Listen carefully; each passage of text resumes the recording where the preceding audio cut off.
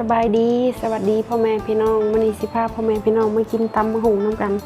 มีหมักถั่วพูพร้อมเมี่ยงผักถั่วพูบ้านเฮาแล้วก็มีผักกาดผักกาดตีนหมีแล้วมีผักเสริมงามป้าพ่อแม่พี่น้องมากินมีผักกระเดาพร้อมตำมะฮุงเป็นตาแซ่บกินตำมะฮุงรอบเลิกงานมาเหมือนกินตำมะฮุงน้ำกันกล้องอาจสิบ่งามบ่ได้เด้อพ่อแม่พี่น้องเพราะกล้องมันมืดกินน้ำกันเลยพ่อแม่พี่น้องตำมะฮุง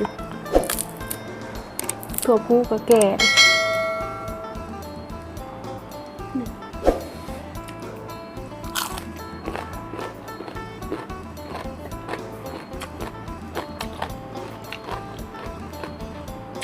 มียำวุ้นเส้นพร้อม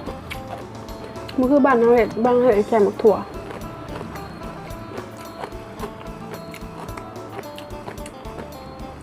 พี่เขายำเขาไปใส่หมักถั่ว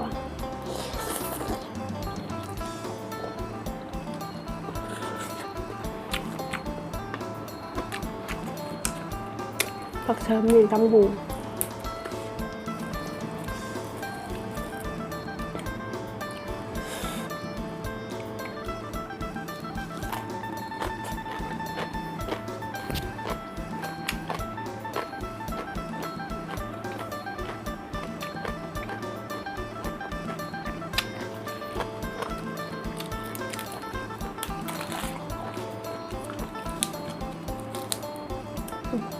ผักกาด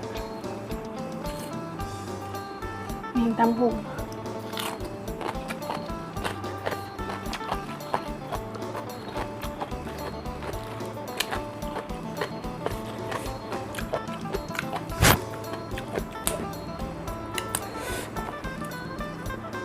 ปีใหม่กับบริปรินใช่ค่าโควิดไปใช้กับบริ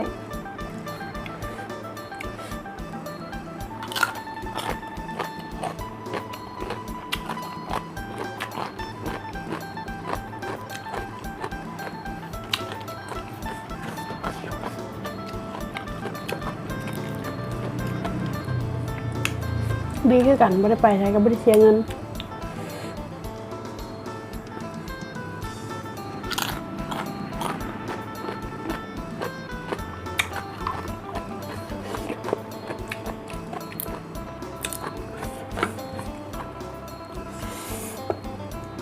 ตำหูใส่มะกอกแซ่บ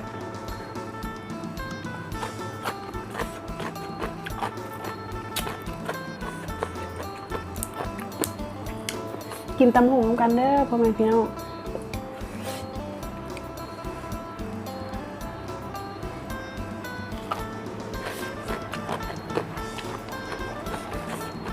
พักปลูกเองครับพี่ปอมาแต่เพิ่นเอามาแต่โคราชเพิ่นเอามาฝาก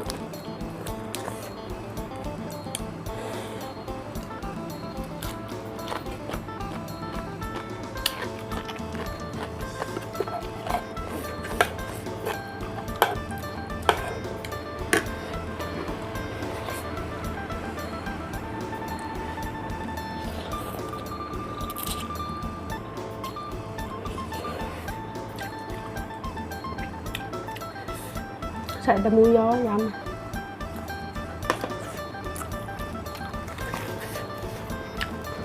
มะขามง่ายนี่ก็มาแต่โคราชคือกันข้าวมาให้ใหญ่ค่ะขนาดบ้านเฮามีบ่ใหญ่สิเนาะ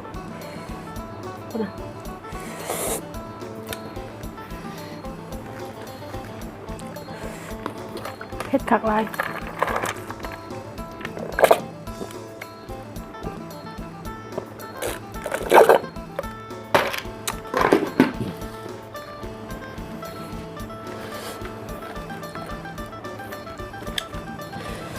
กับหมูกับเผ็ด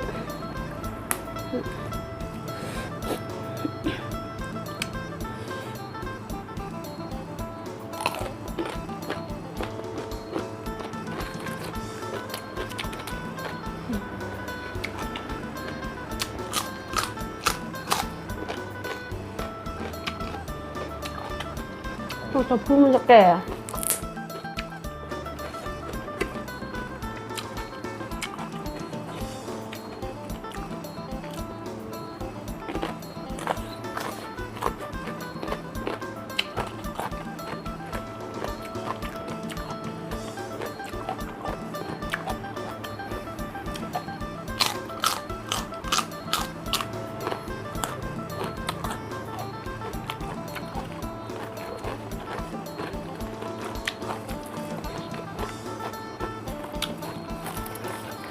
อะไร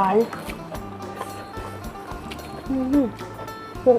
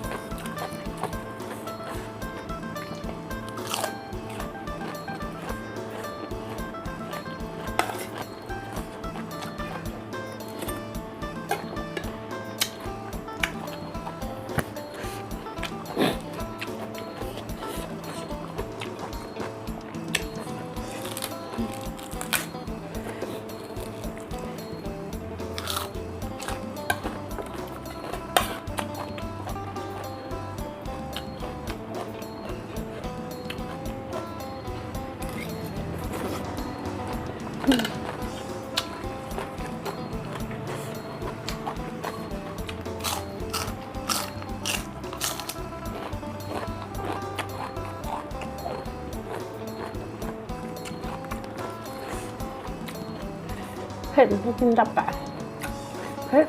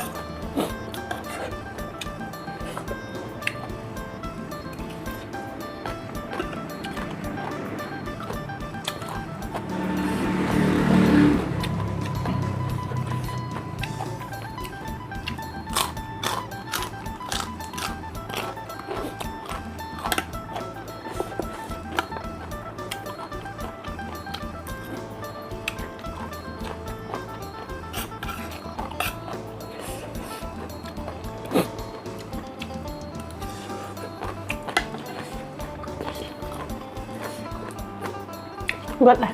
กระหมูเบิดกินยำวุ้นเส้นต่อที่ให้มันพร้อมมันบ่พร้อมแล้วเนาะพ่อแม่พี่น้องกินหลายกระหมูกับเบิดจานหนึ่งกินวุ้นเส้นนี่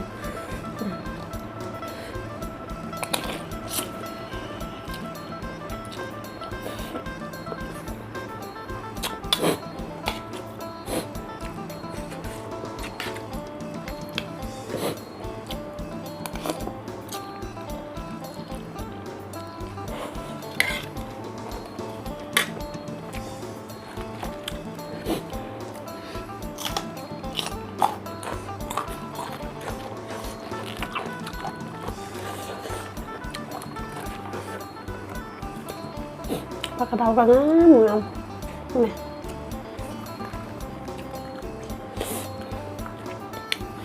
น้ำผักน้ำนี่มันจะป่นกบบานเอาเด้อ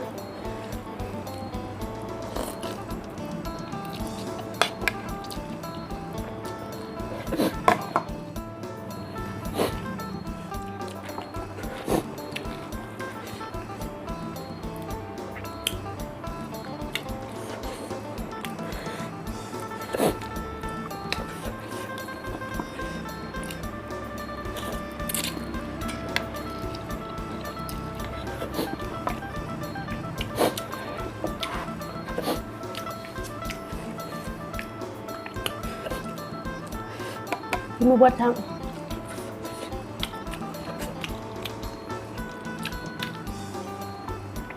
เขาก็จะขอจบคลิปเพียงเท่านี้เนาะฝากกดไลค์กดแชร์กดติดตามช่องสบางชาแนลในเด้อพ่อแม่พี่น้องสบายดี